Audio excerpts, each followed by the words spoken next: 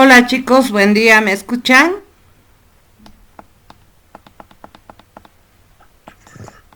Sí, doctora, buen día. Buen día, Buenos, doctora, sí, lo buenos escucho. días, ¿qué tal? Buenos Vamos días, a doctora. esperar un poquito que todos se unan para ya empezar la clase. Ya esperamos unos 3 minutos más.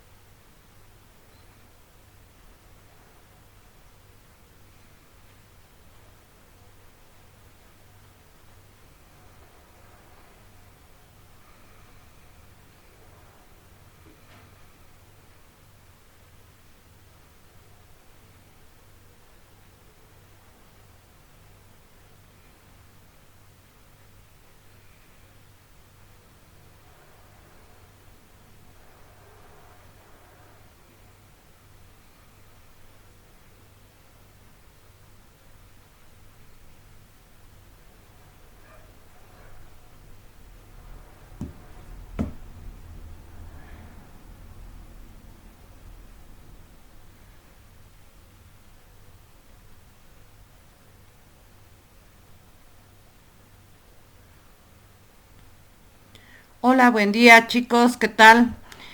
Hoy día vamos a avanzar lo que sigue después de la técnica de presentación. Un poquito les voy a mostrar ¿qué se llama? El texto que yo utilizo. Entonces la primera técnica vamos a ver, ¿ya? Voy a compartirles la pantalla. Me van a decir si es que estoy mostrando.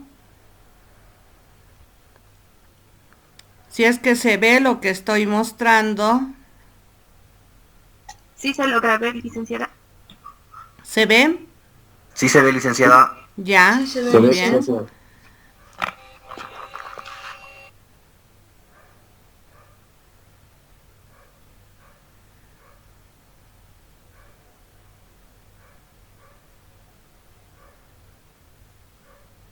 Bien, esta es la técnica de presentación. Vamos a ir más arriba un ratito.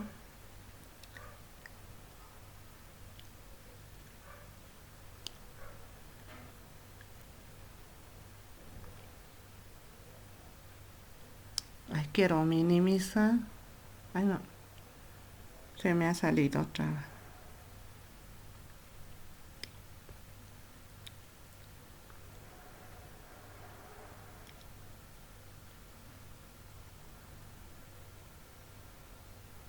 Ya.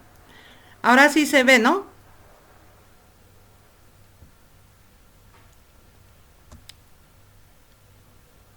Bien. Sí, licenciada, se logra ver. Ya. Esta es la carátula que tenemos.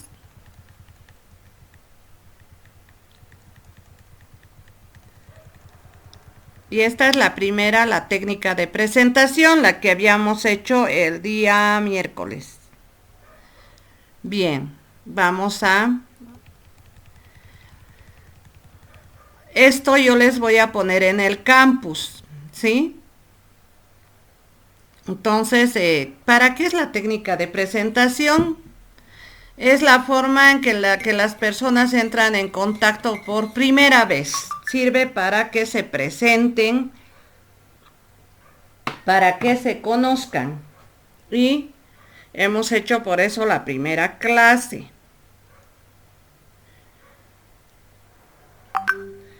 Vamos a ver dónde dice las expectativas que tiene cada uno.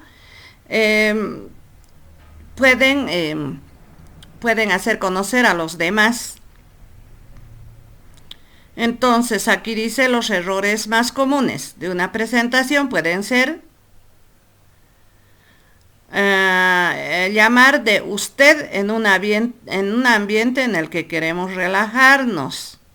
Como verán, le han presentado a su compañero, al compañero, y el compañero les ha presentado a ustedes. Y no se puede llamar de usted en un ambiente que más bien queremos ser amigables, ¿no? Ese es un error que se puede cometer. Otro, relatar el currículo y experiencia propia. Utilizar un tono de mando.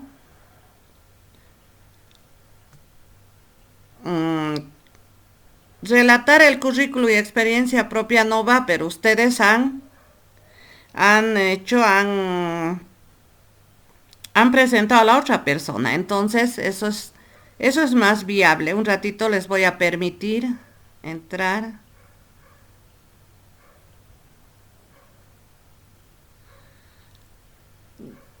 Ya. Y utilizamos un tono de mando. No se debe utilizar un tono de mando en algo coloquial, algo amigable que queremos hacer. No ir con vestimenta adecuada, eso es lo de menos. Llegar tarde, sí, tal vez.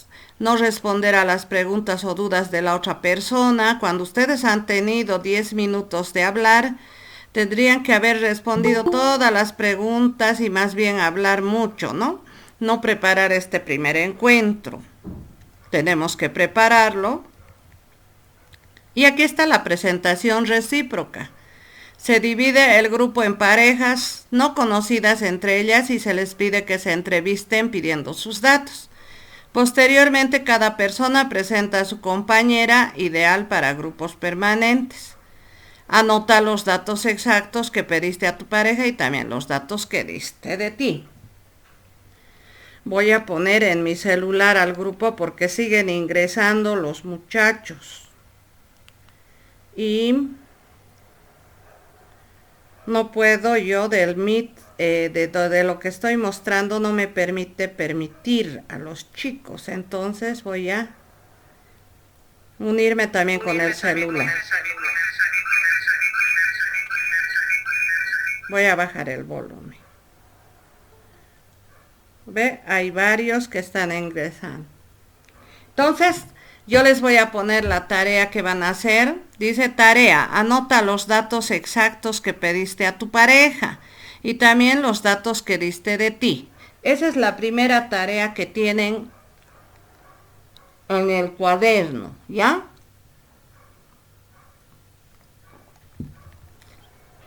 Posteriormente, vamos a ver el otro contenido, el segundo, que ahora vamos a llevar. Para ello, les voy a mostrar primero un video en el cual se muestra la historia que yo les voy a contar.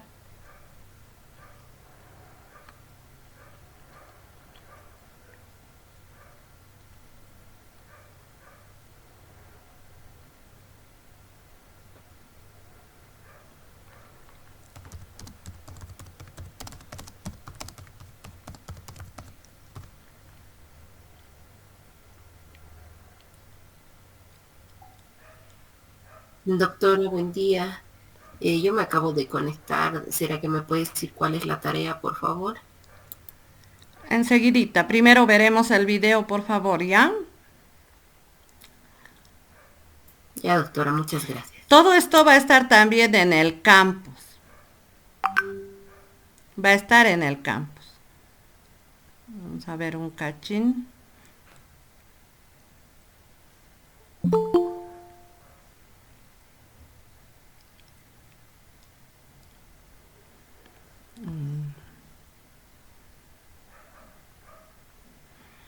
No es el origen, te estoy buscando mala escritura.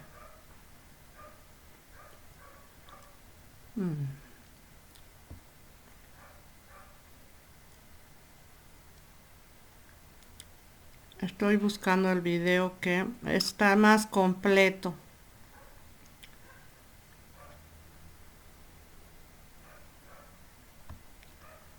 A ver, seguiremos buscando.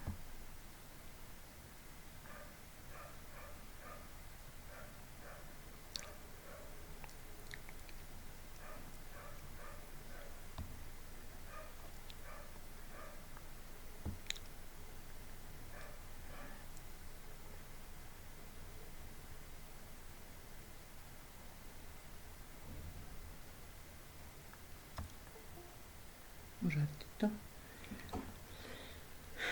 Vamos a admitir.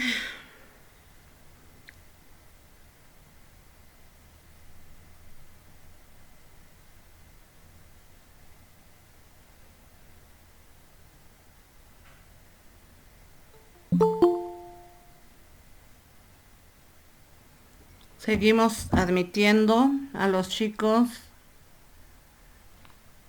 Como es primera clase que están haciendo, después ya se van a poder entrar al Teams, que es de la universidad. Para ello tienen que estar bien inscritos y tienen que poner su presentación, creo, ahí en el TV Intranet, entonces ya van a poder entrar. Este es. Vamos a escuchar, me van a decir si se escucha el volumen, ¿ya? ¿Se escucha, chicos? Sí, licenciada. Sí, doctora, ¿se escucha bien?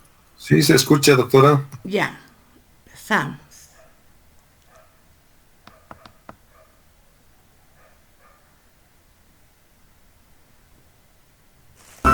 La creación de la escritura cuneiforme. Debido a esta invención se ha podido revelar la civilización mesopotámica. El legado de los sumerios asentó los pilares para todas las civilizaciones posteriores, pero ha venido brillando durante casi 4000 años a través del sistema educativo, las leyes, la literatura, las matemáticas y la arquitectura.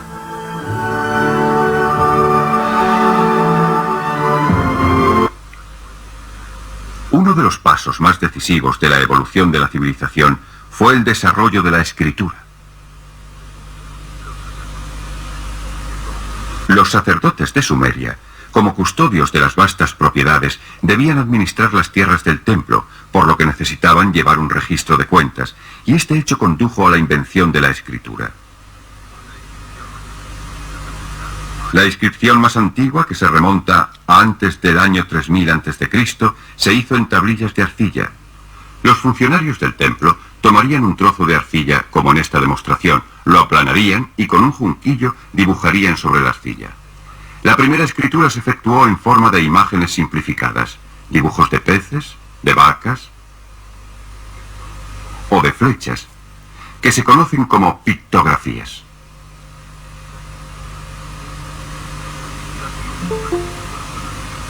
Las primeras imágenes fueron reducidas gradualmente a unas formas convencionales realizadas con trazos en forma de cuña, que se conocen como escritura cuneiforme. De este modo, en el año 2000 a.C., la representación de una vaca, de un pez o de una flecha se había convertido en un símbolo cuneiforme en donde ya no se podía reconocer la imagen original.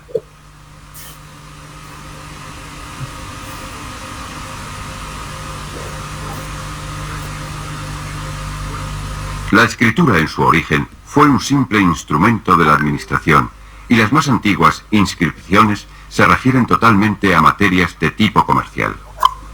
Pero el valor de la escritura para otros propósitos fue rápidamente reconocido, y antes del año 2000 a.C. se utilizaba para las comunicaciones mediante cartas, y para registrar muchas otras formas de las actividades humanas, como oraciones, himnos, leyes, documentos históricos y composiciones literarias.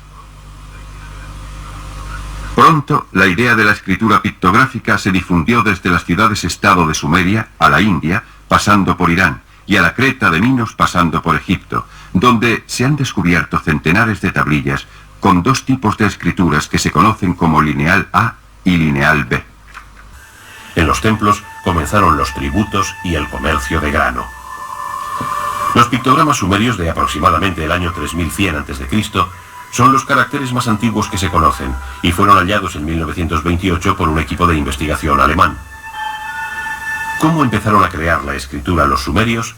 La primera etapa de esta creación comenzó con números y dibujos marcados en la superficie de una tablilla de barro. 1 se escribía con una cuña. 10 se escribía con un pequeño círculo. 60 se escribía con una cuña grande.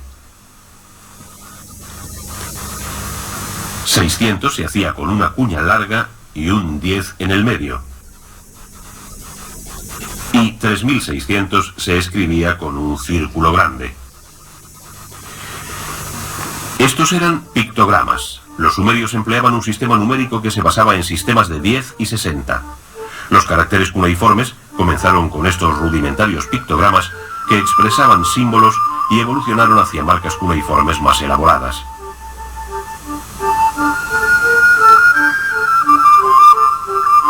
Este símbolo representa una vaca. Durante 3000 años, la escritura cuneiforme modificó sus caracteres, pronunciaciones e incluso significados, dependiendo de los pueblos que los escribiesen. Este proceso es similar a la relación existente entre el empleo de los caracteres chinos por chinos y japoneses hoy en día.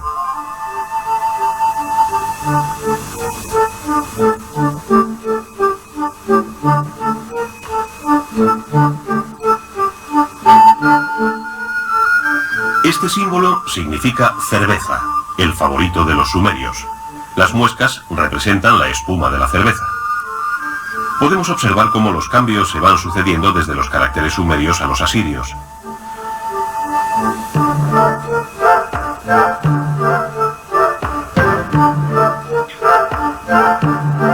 La combinación de cabeza y pan dio como resultado el verbo comer.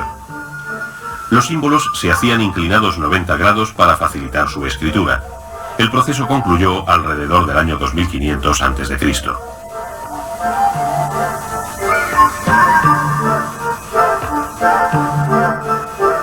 Los caracteres cuneiformes se escriben en una tablilla de barro fresco con una pluma de junco. Esta es la reproducción de una carta del siglo XVIII a.C. Ven a Babilonia cuando leas esta carta.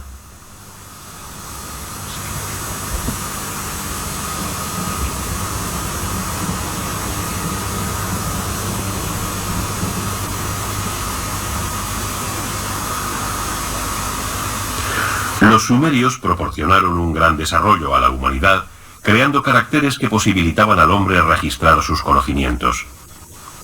En una esquina del Temenos, Bully encontró cientos de tablillas de barro relacionadas con el gabinete de administración del comercio.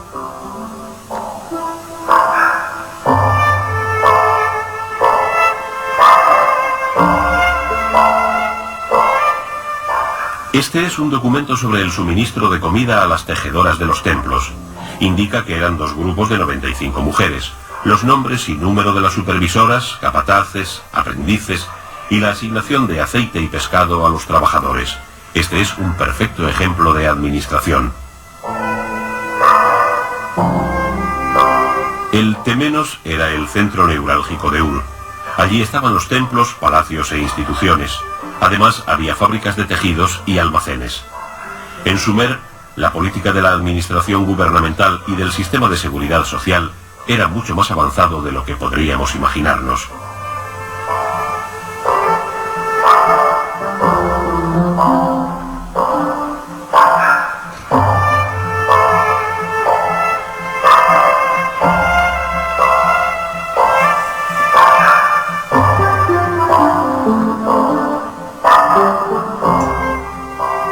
Los documentos nos indican que en Ur, a los que eran enfermos o pobres, viudas y en especial a los huérfanos, se les proporcionaba una mayor cantidad de grano, carne y vestidos.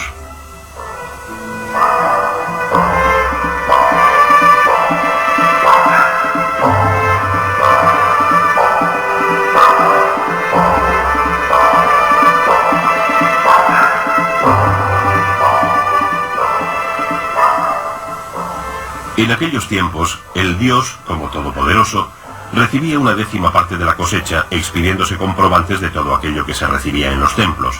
Manteca, aceite, todos los productos quedaban registrados. Los apuntes se realizaban de acuerdo con las personas, fechas, meses y lo producido durante el año.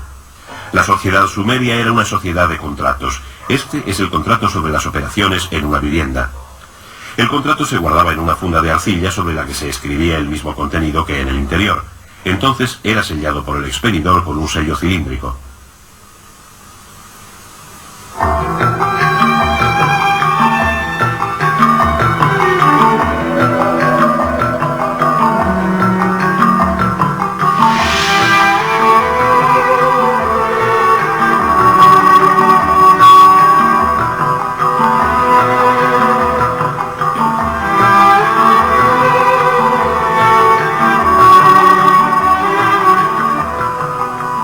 Las calles de Ur eran estrechas y no estaban pavimentadas. Las casas se hacían con ladrillo y argamasa, cubriéndose luego de yeso. Las casas normalmente no tenían ventanas en la parte baja que daba a la calle. Tenían un patio y cada habitación tenía una ventana que daba a ese patio.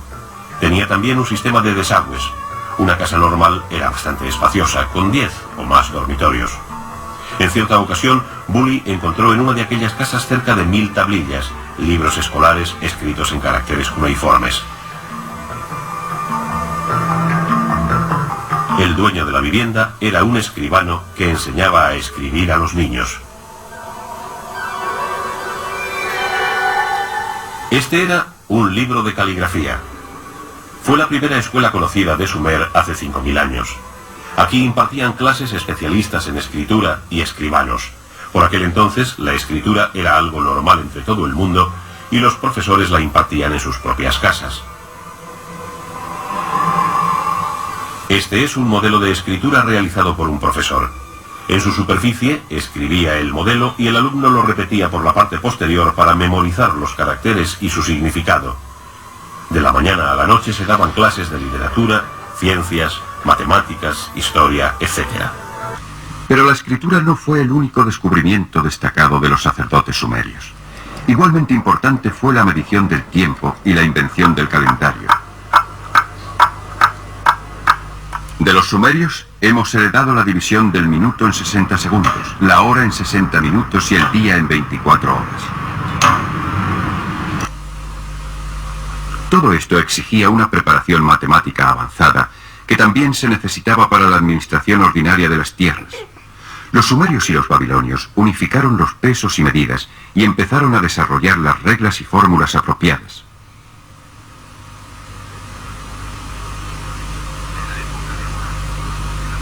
En la época de Hammurabi, los funcionarios del templo habían inventado las tablas de multiplicar, habían aprendido a operar con quebrados y eran capaces de resolver raíces cuadradas. Se habían colocado los cimientos de las matemáticas y de la geometría moderna.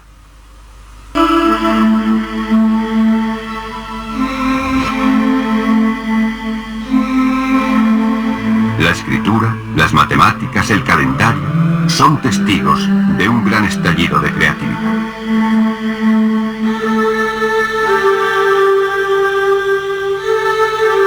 Además, también está el arado, conducido por bueyes, ampliamente utilizado en Mesopotamia y Egipto hacia el año 3000 a.C. y que pronto se difundiría a India y a China. La rueda, y con la rueda el carro, y el dominio de los complejos procedimientos químicos que conllevaba la metalurgia.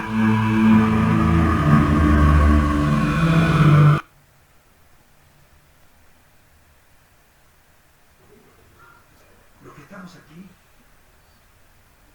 queremos una economía y una nación poderosa. Queremos una nación exitosa.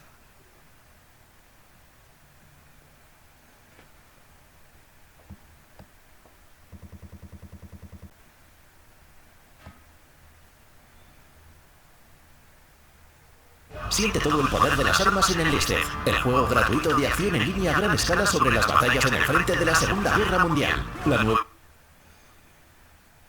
Bien.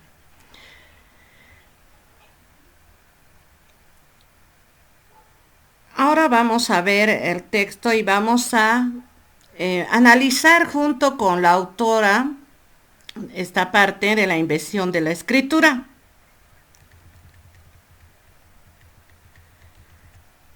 Ya, Emilia Ferreiro es una doctora en psicología, investigadora y profesora del Instituto Politécnico Nacional de México. Ella ha hecho mucho sobre la lectura y la escritura. Ha hecho trabajos sobre alfabetización y por ello ha estudiado historia, antropología, psicolingüística y todo de acuerdo a lo que es nuestra lectura y nuestra escritura, ¿ya? Ella se ha basado en todo esto que hemos visto en el video y vamos a ir viendo. Ella tiene un modo singular de ver la escritura. Tiene su modo, su método para escribir. Ella ha creado un libro que se llama La psicogénesis de la escritura, ¿ya? Pero esto está basado en todo lo que nosotros hemos vivido en la historia. Y un poco que se basa en la parte de Latinoamérica, cuando nosotros hemos estado con nuestros ancestros, han estado con sus costumbres, con sus vivencias, con todo lo que ellos conocían aquí.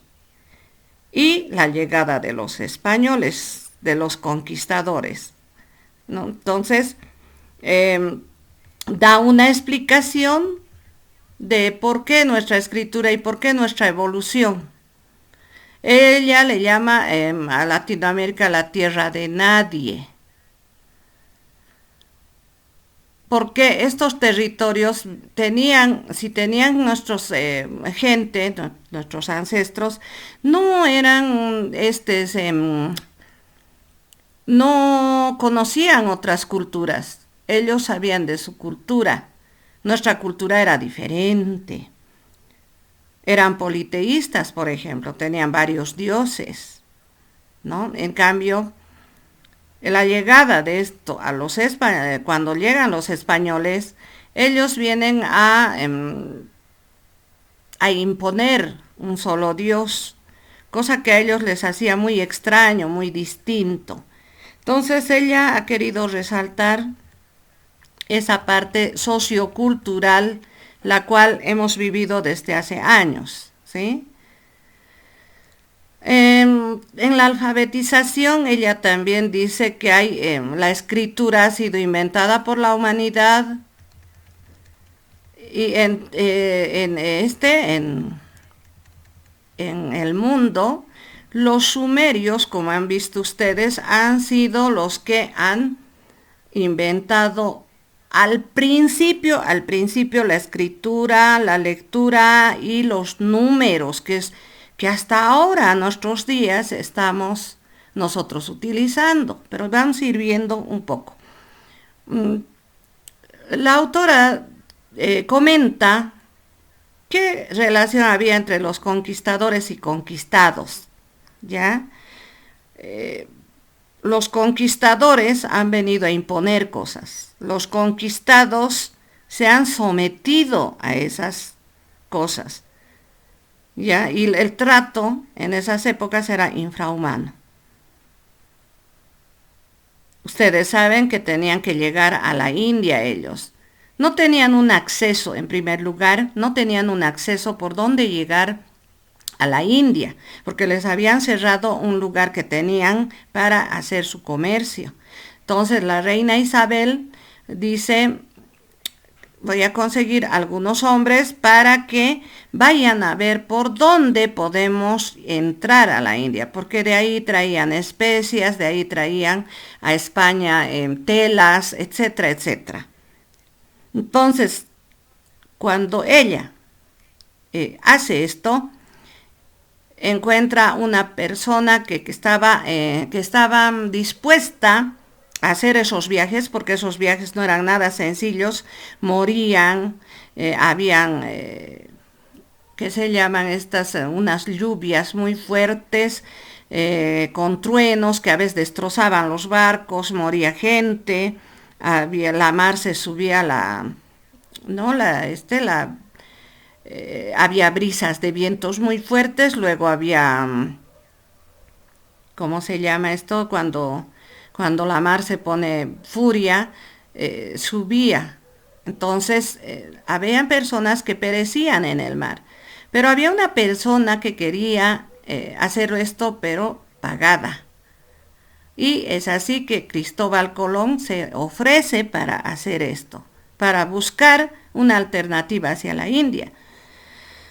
Como no le querían seguir muchos porque el viaje era osado, entonces Cristóbal Colón busca de las cárceles personas que lo vengan a acompañar de trueque con su libertad, ¿sí? Y es así que se dispone a viajar. Y él ha tenido muchos intentos, 1, 2, 3, en el tercero más o menos ya entra a lo que es América, pero él no sabía dónde estaba entrando. Él piensa que son de la India, por eso les dicen indígenas, ¿no? Pero no eran nuestros ancestros.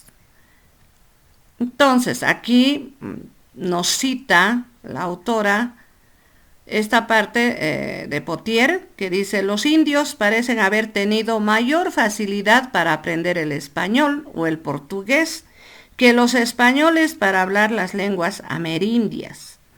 Consta, por ejemplo, que los primeros intérpretes fueron en su mayoría indios, y se sabe también que Cristóbal Colón capturó a varios indígenas y los trajo a España, donde luego sirvieron de intérpretes. Se les llamaba lenguas o rujamanes.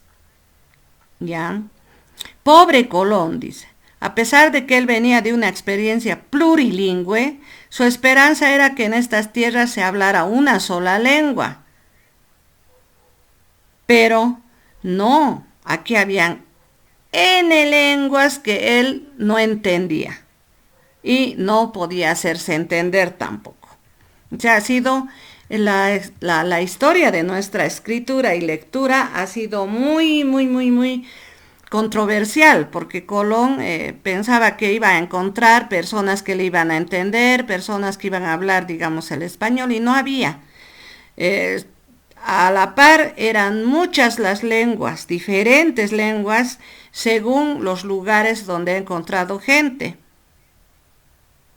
Y era un dolor de cabeza para los españoles, ¿no?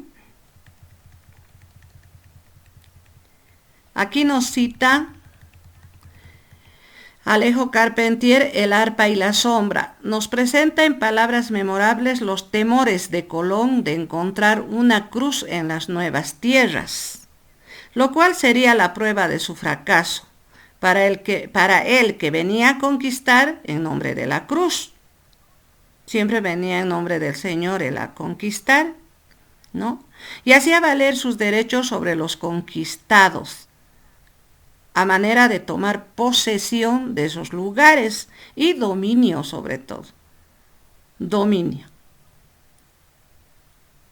Y tómese en cuenta que en el momento en que Cortés llega a México se calcula que se hablaban allí más de 80 lenguas y dialectos distintos, 124 según algunos cálculos, imagínense.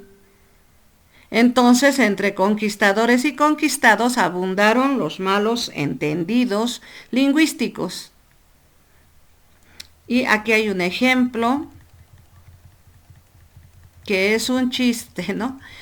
El Inca Garcilaso de la Vega narra la siguiente anécdota, dice, del indio Felipillo.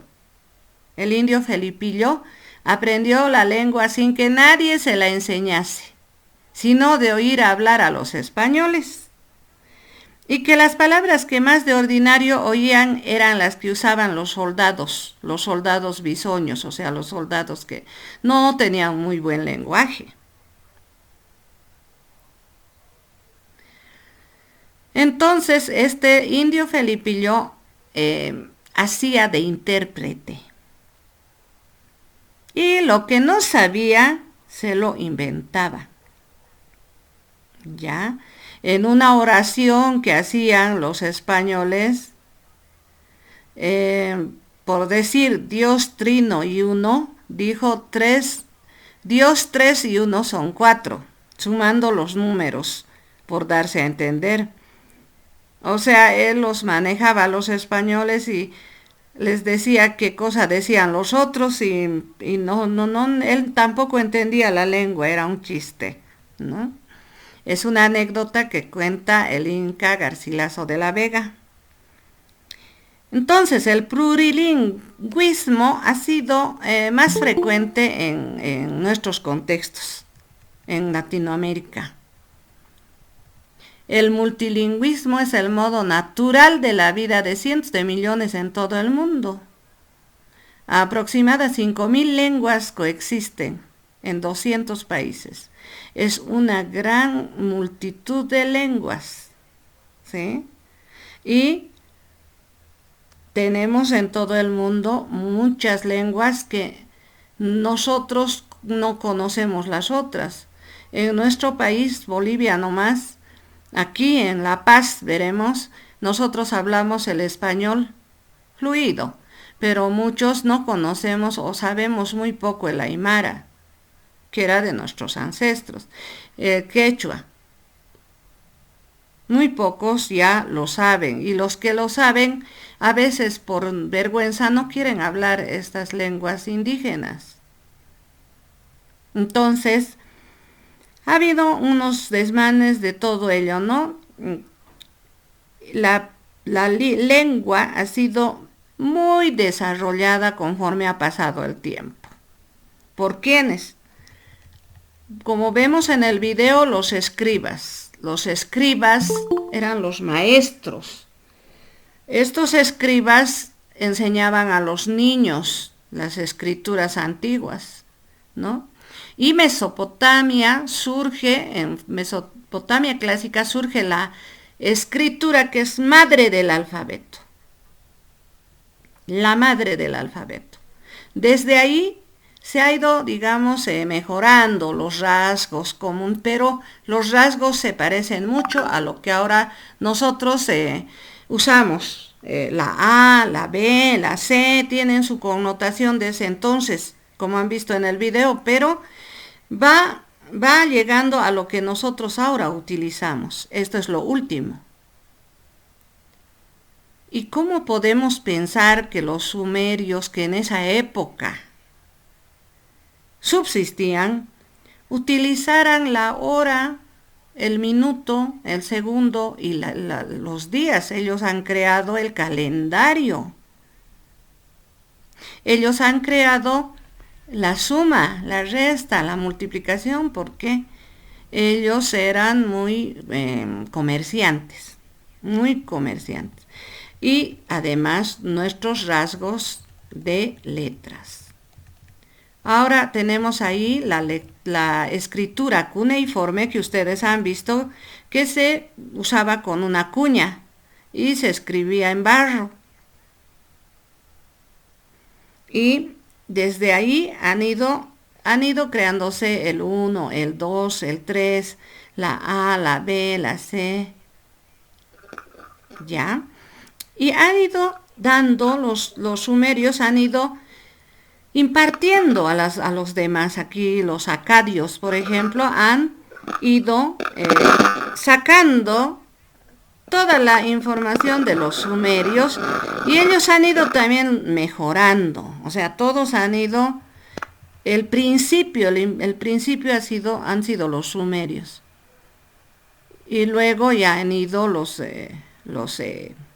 acadios en la región de Elam, Irán, por ejemplo, los hurritas, y todos ellos que estaban allí han empezado a utilizar lo que han inventado los sumerios.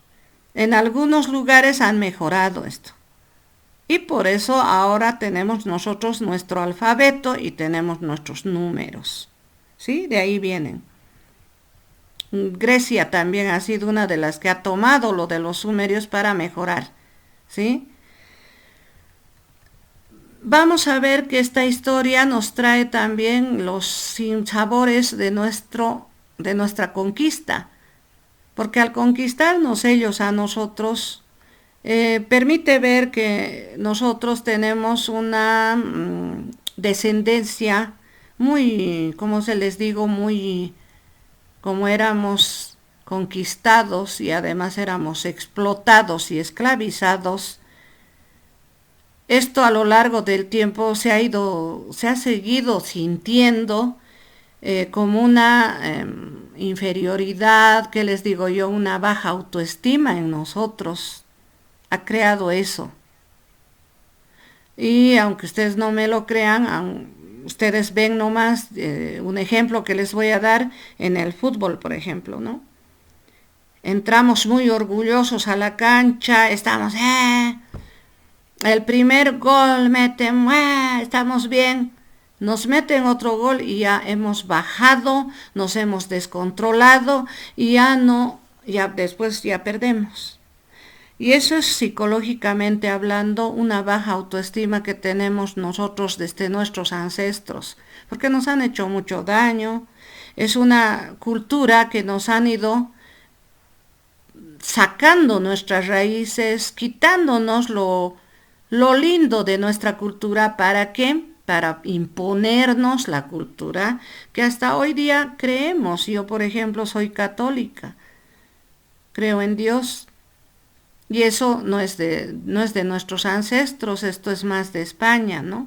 Nos han venido a imponer también la Biblia, aparte.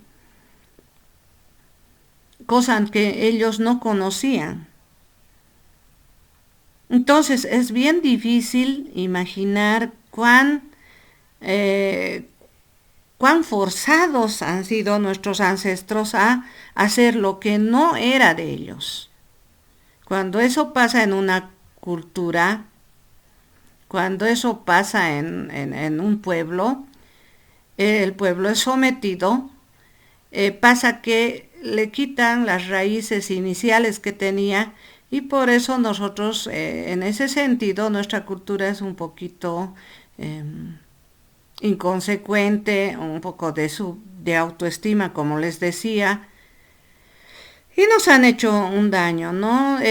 Si ellos hubieran llegado con de amigos y nos hubieran dicho a nosotros que han venido por buscar un camino, pero se habían venido a otras tierras, que era América, por decir, tal vez no hubiera sido tan así.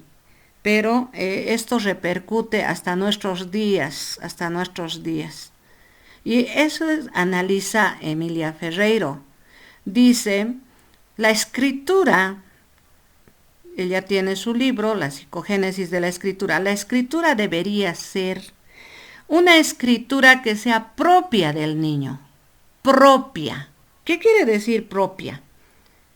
Que él haga nacer en su mundo, que no sea copia de libros extranjeros, que sea su propia creación, ¿ya? No comulga con lo que nosotros hemos aprendido a leer y a escribir.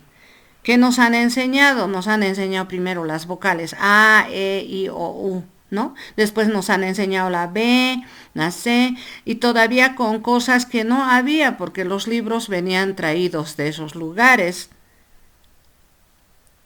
Imagínense un ejemplo, que yo a un niño del pueblo le enseñe a escribir, que es aymarista, le enseñe a escribir con una palabra torta, digamos, si él no conozca en su entorno la torta, no sepa qué es. Ahí se rompe el nexo, ahí no hay un nexo que le ayude. Me contaban una anécdota, ¿no? Dice que una profesora había ido al pueblo de aquí de la ciudad, recién salida de provincia, y había entrado, ¿no? Y los chiquitos, dice que ese día toditos hablaban ahí aymara. Ella había llevado su cuadro de un sapo para hacer la letra S. Y les hizo repetir, ¿qué es esto? Es sapo.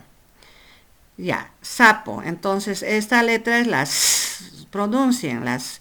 Con la A es sa, con la E es se, con la I es si. Así, ¿no? Había comenzado su clase.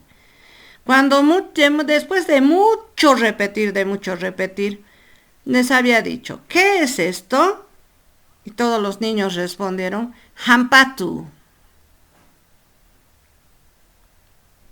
Entonces, esto es lo que un poco habla Emilia Ferreiro, y ella dice, nosotros tenemos que hablar de nuestro entorno cuando aprendemos, de lo que nosotros estamos viviendo, de lo que nosotros estamos viendo, porque de lo contrario no vamos a entender nada de lo que estamos haciendo.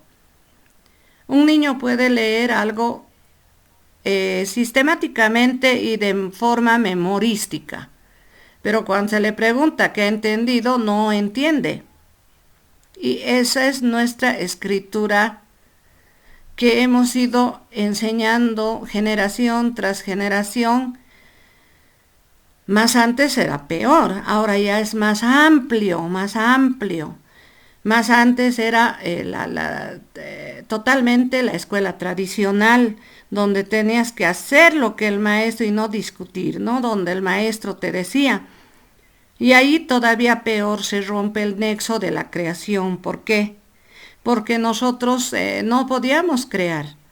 Como éramos tan limitados para crear, entonces era muy memorística la situación. De todo ello, las consecuencias, bueno, van a ver, este texto yo lo voy a colgar también, Y van a ver que han tenido muchas repercusiones en nuestro sentir, en nuestra manera de ser inclusive. Cuando nosotros vemos un gringo nos amilanamos, ¿no? Nos ponemos tímidos, no queremos hablar. Sin embargo, no tendría que ser así. Nosotros tendríamos que no tener miedo a nadie, pero vemos a alguien mejor que nosotros y nos ponemos mal.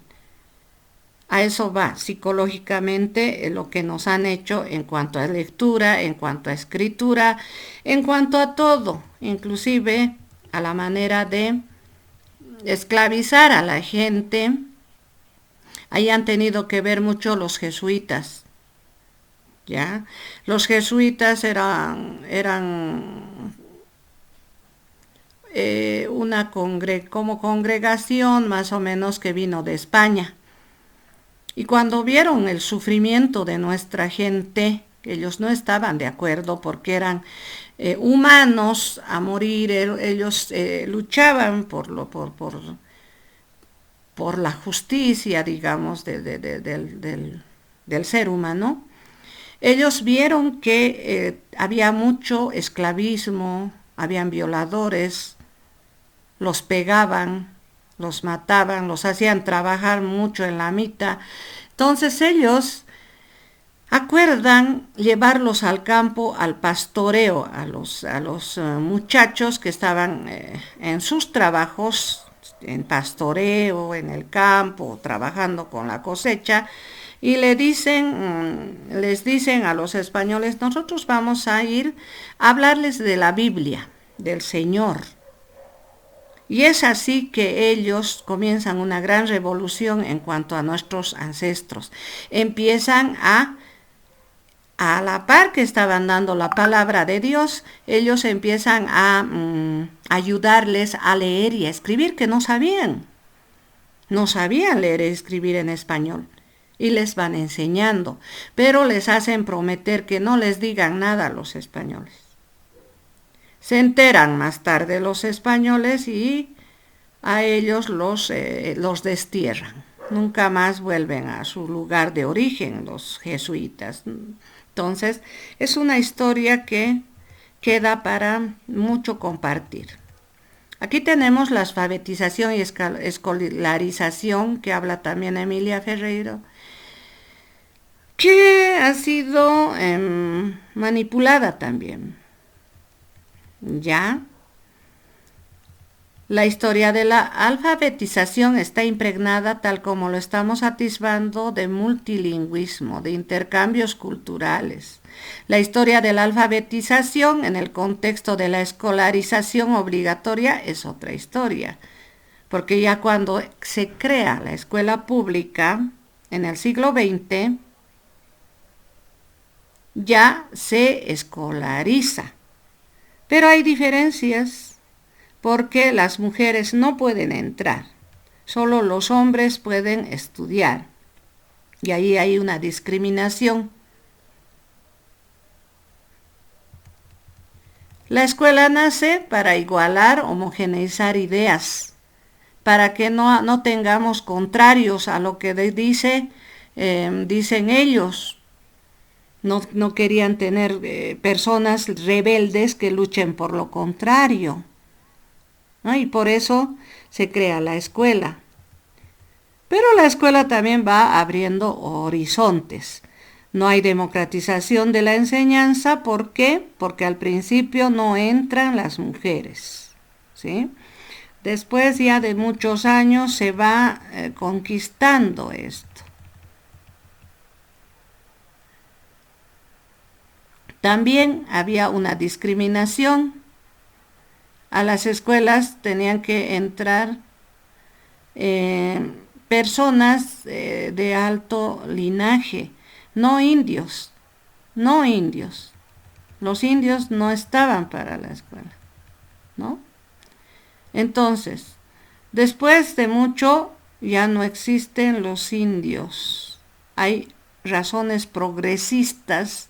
Se lucha muchísimo para que se cambie ese pensamiento, y en todo lado, en Sudáfrica, acá, en todo lado, en Estados Unidos, y van habiendo líderes, ustedes saben quiénes son los líderes, y van alfabetizando con un mismo método, esa es la pena, con un único método en la escuela.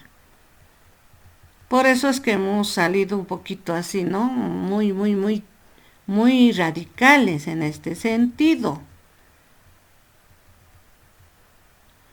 Entonces, la escuela vamos a decir que es una lucha de poderes sociales, familiares, individuales, porque cada quien lucha en lo que cree, en lo que es mejor.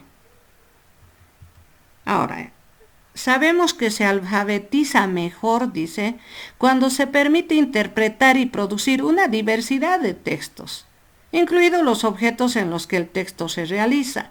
Podemos aprender a leer y escribir con diferentes cosas. Muchas cosas no se utilizan en la escuela. Y a veces, como esa profesora, venimos a imponer y no realmente ver el contexto del niño para empezar a escribir.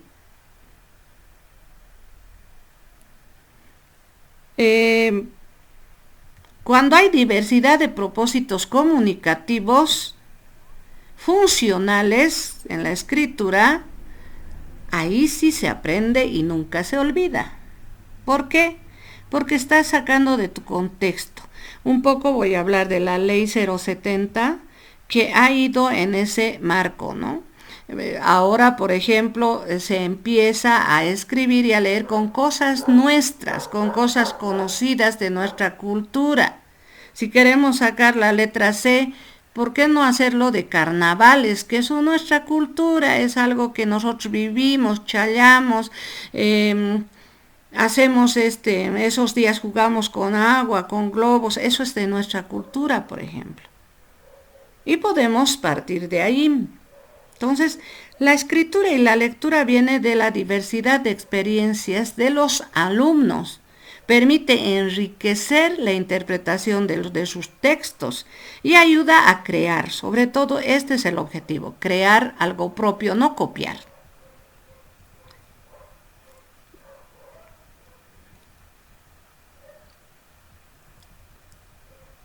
Vamos a ver también que los materiales tienen que ver mucho.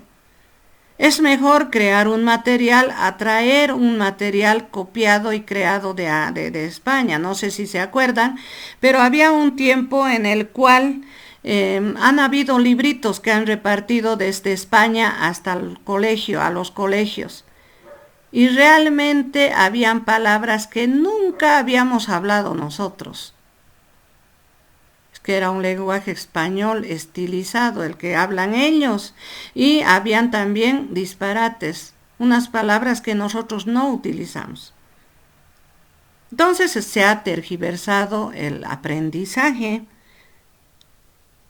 Muchos no han mostrado, muchos maestros, esos libritos. ¿Por qué? Porque estaban con otras cosas que no venían al caso y nosotros no somos tan mal hablados como en España, digamos. No hablamos así de frente esas palabras. Entonces tuvimos que hacer a un lado esos libros y se ha gastado muchísimo en esos libros porque eran brillosos, con tapas gruesas y etcétera, etcétera. Entonces, ¿por qué no hacer lo propio? Eso dice Emilia Ferreiro, ¿no? Y tendríamos un nuevo método para nosotros. Esto es lo que ha hecho Emilia Ferreiro. Yo les voy a poner el video en el campus de la psicogénesis de la escritura de Emilia Ferreiro, que cómo habla que deberíamos aprender, cómo debería un niño de 5 años entrar a la escritura y la lectura. ¿Ya? Quiero oír opiniones. A ver, van a alzar la mano, por favor, la manito. Hay una manito ahí y me lo alzan la manito para participar.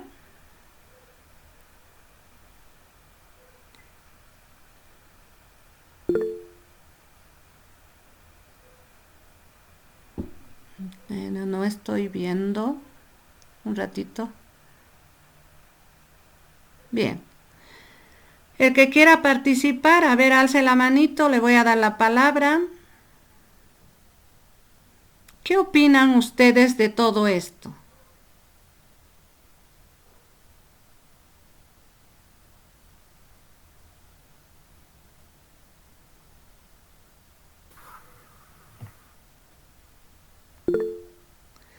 Félix Huanca, adelante. Buenos días, licenciada. Yo creo que apreciando toda la versión o, bueno, la historia, me parece fundamental para que vayamos desarrollándonos cada país, yo pienso, ¿no? Y más que todo en nuestra actualidad es fundamental la comunicación que se ha logrado hasta ahora, la manera en que tenemos también la educación en nuestra sociedad. Yo creo que día a día se sigue modernizando, cambiando la manera y el aprendizaje que nos emiten. Exacto, exacto. Hay una cosa bien importante, Félix. Debemos aprender lo que nos agrada aprender. Muchas veces, no sé si han leído, había un libro, no sé si ahora seguirá editándose, era Salven al niño de la escuela. No me acuerdo de qué autor era. Pero ese libro, por ejemplo, hablaba de lo que no le gustaba al niño la escuela, que el primer día iba con muchas ilusiones a ver su escuela grande, su maestra, los niños. Pero cuando entró al curso, la profesora dijo, siéntense. Y el niño quería usar sus colores, todo eso, estaba muy emocionado. Y dice, dibujen una flor. Y el niño estaba ya preparado, se había preparado porque en su pueblo habían flores violetas, flores amarillas y quería hacer de todo. Pero cuando él quiere dibujar, le dicen, alto, vas a hacer como yo hago en la pizarra. Y le están quitando la creación al niño. Desde ese día el niño se vuelve pasivo, ¿no? Hay una historia que yo les voy a colgar en el campus también para que vean, es muy bonita la historia y nos hace reflexionar, ¿no? Martín, adelante Martín Yucra.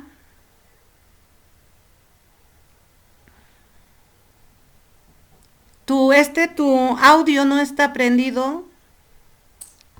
Perdón, ahora sí. Ya, Buenos ahora días, sí, sí te licenciada. escuchamos.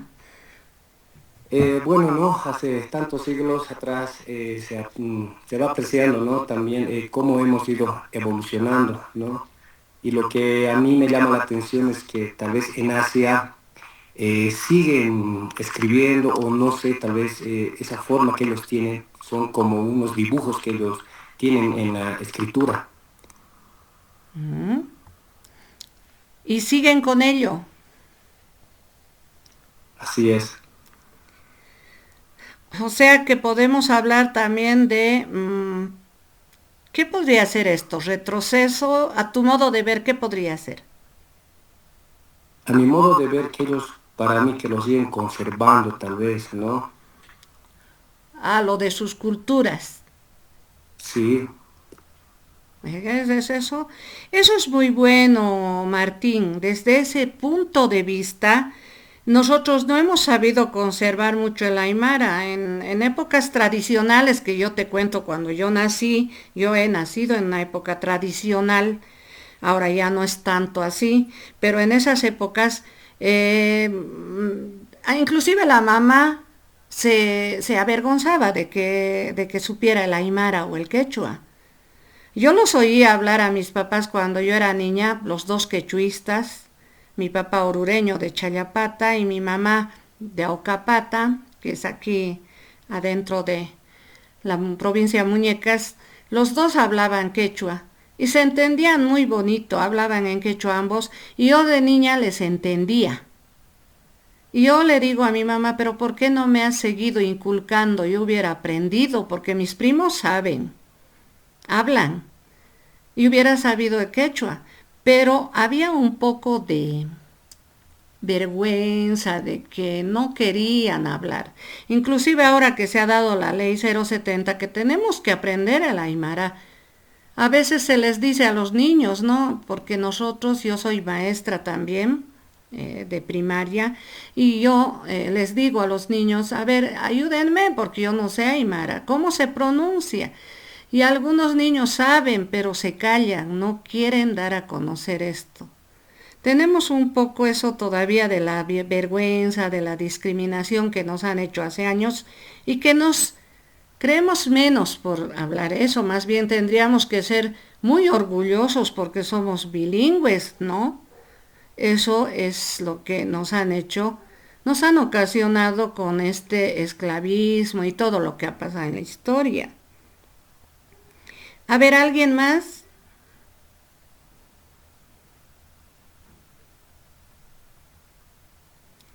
Gustavo Mérida, adelante. ¿Cómo está? Buenos días. Buenos días.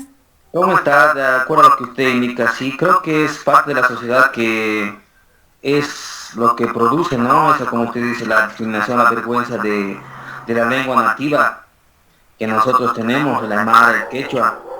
Es como no sé si usted lo vio la película Chuquiahuamarca, en ahí también se refiere a ese tema, el cual indica sus padres son obreros y le hablan el quechua. Y él, por estudiar en la ciudad, ya no quiere hablar lo que es su lengua nativa, lo que es el aymara, solamente el español, por miedo a que la sociedad los rechace. Ah, miren cómo es, ¿no? Y en ese sentido le damos mucho la razón a Emilia Ferreiro, ¿no? De que lo ve desde un punto de vista latinoamericano, ella lo ve desde ese punto de vista que a nosotros nos han sometido y seguimos teniendo vergüenza de nuestra propia cultura. Yo no soy masista, chicos, pero la ley 070 es muy linda. Si se daría tal como está, sería muy productiva. Pero también hemos tenido una lucha, te diré. Los maestros se han opuesto mucho a el modo de lectura y escritura que pedía. Hasta ahora que se oponen de que los niños no deberían llevar el inglés ni el aymara. Y para mí esa es una riqueza, personalmente es una riqueza, porque ellos van a aprender ya 3 cosas. Hay en otros países que toda la vida aprenden, por ejemplo, en ¿qué es? Dinamarca, ¿qué se llama su idioma? Se me ha ido ahorita, que se llama su idioma, aprenden eso y aprenden el inglés. En Japón aprenden su idioma y aprenden el inglés.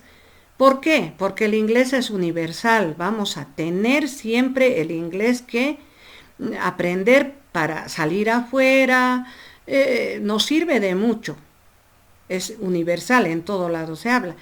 Pero aquí recién estaban implantando con la ley 070 y hemos tenido un camino, pero ha sido muy corto el camino. Los profesores tampoco me incluyo, estamos muy preparados para ello, porque ahora recién están saliendo de la normal con aymara y con inglés, pero más antes no era así. Entonces habrá que nomás ver, consecuentemente, futuramente dar paso a la generación nueva, ¿no? Para ver con qué tácticas van a aprender. Fabiola, adelante. Buen día, doctora, buen día, compañeros. Buen día. Bueno, antes que todo, el idioma de Dinamarca es danés. El danés, exacto, gracias. Ya, doctora. Bueno, viendo todo cómo vamos, ¿no? Desde tiempos anteriores hemos avanzado más que todo en la enseñanza, ¿no? Porque ahora, mire, ya puede haber incluso cursos virtuales, antes que no había, ¿no?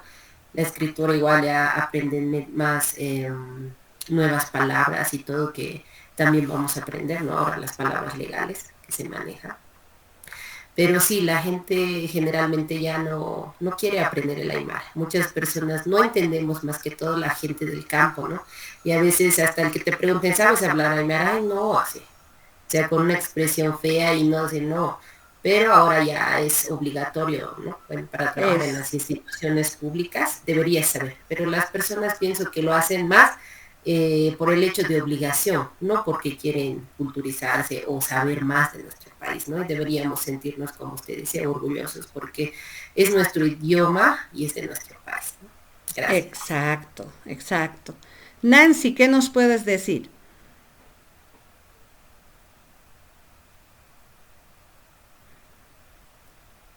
Buen Nancy día, licenciada. Susana. Sí. ¿Me escucha? Sí, ahora sí. Ya. Buen día, licenciada. Buen día. Sí, realmente a lo que se comenta, ¿no? No debería ser una obligación el tema de aprender los idiomas, porque mire que en nuestra actualidad, uno cuando sale profesional, termina una carrera, normalmente siempre nos mandan a provincia, por ejemplo, en el tema de enfermería, medicina, profesores y en algunas otras carreras más, mandan a provincia. Y lo malo es de que ahora, hoy en día, como usted dice, no quieren aprender, no quieren permitir en las escuelitas, en los colegios, enseñar la materia del aymara o bien un idioma que sea originario, ¿no? Y realmente cuando uno está en esos lugares es bien difícil comprender a la población, a las personas, no sabemos realmente qué nos están queriendo decir y lo peor, uno no sabe y es bien complicado poderlos entender y hacer una breve comprensión, atenderlos, hablar, comunicarnos. Entonces, realmente todos deberíamos, si no nos enseñan de manera obligatoria, debería ser algo voluntario, así para poder nosotros mismos entender a la misma sociedad. Gracias. Ya, Nancy. Ahí yo recalco que también el Aymara, por ejemplo, nos han dado a nosotros cursos y realmente me he sentido muy, como les digo, muy preocupada porque había sido algo similar con el alemán. Es difícil el Aymara. Dice que no es tanto el quechua, pero el Aymara había tenido connotaciones, inclusive en un curso que seguí, le han hecho las similitudes que tiene con el Aymara, con el alemán. Entonces el alemán es difícil. Imagínense el Aymara. Y yo digo, es difícil el Aymara y nuestros ancestros hablaban.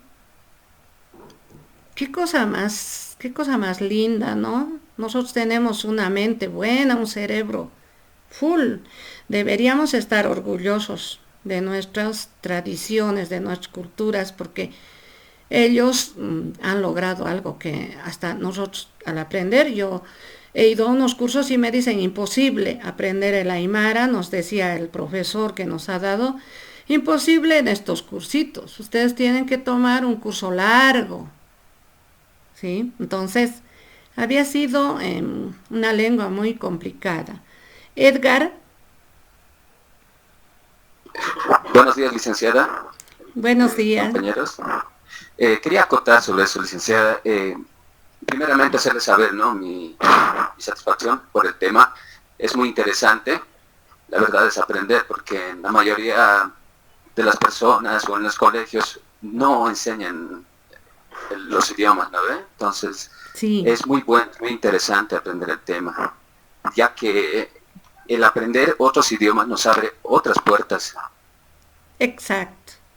En turismo, por ejemplo, en la UTB están llevando ya Aymara, están llevando, como materia ya llevan. ¿Y? Entonces, bueno, esperemos que esto se siga proliferando y, como les digo, la ley 070 es buena, pero hay que saberla llevar. La oposición de maestros es en cuanto nos hemos regido a hacer un método, por ejemplo, ¿no?, de lectura y escritura y no queremos salir de eso, lamentablemente no quieren, porque si ustedes van a ver la psicogénesis de la escritura en el video que les voy a mandar, ustedes van a ver que es muy diferente cómo plantea Emilia Ferreiro que se escriba y se lea, ¿ya? Bien, chicos, he tomado la nota de quienes están aquí, el video está grabado, esta clase está grabada y vamos a, pueden volverla a ver cualquier momento, yo la voy a subir al campus. También voy a subir el día de mañana, no hoy, el día de mañana voy a subir al campus las tareas que voy a dar. Mientras tanto, les adelanto que van a ustedes, quiero que ustedes se vayan haciendo grupos de 4 personas, para que yo les dé una parte de esto de que hemos hablado, pero ya no hablen lo que yo he hablado, hablen más cosas, investiguen más cosas y vamos a hacer una exposición en curso. Si es que no se pudiera dar en el curso y siguiéramos virtualmente, igual aquí pueden dar en grupo, pueden hacer su exposición, ¿ya? Igual se da. Ustedes verán que van a utilizar videos, van a utilizar, tal vez hay chicos que se han disfrazado, digamos, de la época romana, como ha sido la lectura y la escritura, y han hecho como un teatro y se han filmado cuando es virtual y han mostrado.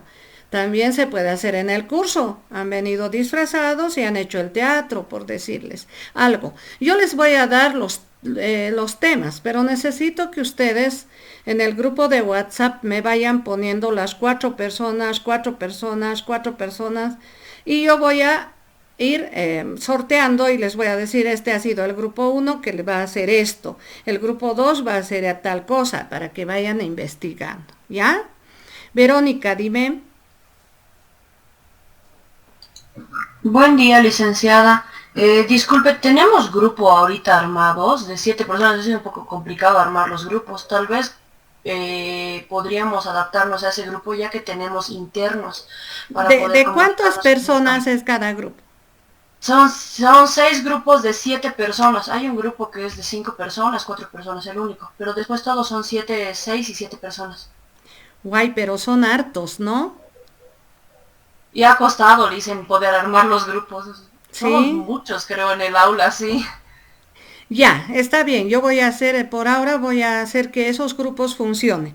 Entonces me los van publicando en el WhatsApp y así a cada grupo yo le voy a mandar mañana qué parte les ha tocado para que vayan ampliando, ¿ya? Bien, hemos pasado, no sé si se han salido de la clase. 25 eran creo que más, no tienen que salirse de la clase hasta que termine. Ahora vamos a poner nuestras cámaras y voy a tomar la foto para control y seguimiento, chicos, por favor. Pongan sus cámaras. Tenía mandado, pero ayer de la mamá su celular. Ay, no puedo entrar, dice. No tenía dinero con su dinero. Un ratito. Se lo he recogido y la mamá me tiene que volver.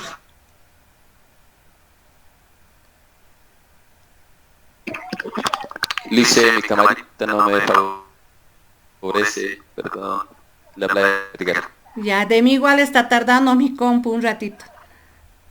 Pongan nomás cámara, voy a sacar la foto.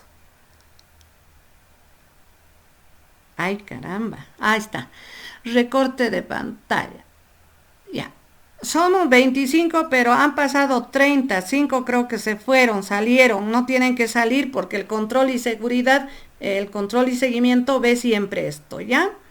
Voy a poner la foto en un Word para que no se me vaya un ratito. Cuidado que se me vaya y después ustedes se salgan. Ya van a empezar la otra clase, o tienen otra clase o ya no tienen. Sí, hay otra clase. Ah, ya. Entonces el docente ya les va a esperar un ratito, por favor. Voy a copiar la foto, voy a ver si ha salido bien. Nosotros nos descargamos con estas fotos.